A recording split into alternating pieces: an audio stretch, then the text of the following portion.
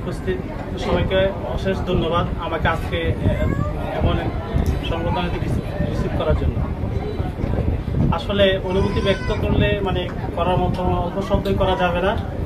দীর্ঘদিন আমার এই গেজেটটা পেন্ডিং ছিল, পেন্ডিং থাকার পরে আজকে আমরা 5 আগস্টের পর সুবাদে আমরা এই জিনিসটা পেয়েছি এবং এলাকার মানুষকে সেবা দেওয়ার একটা সুযোগ হয়েছে।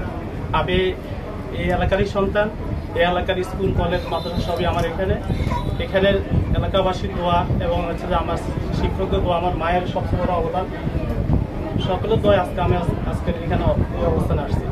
সবাই আমার জন্য দোয়া করবে।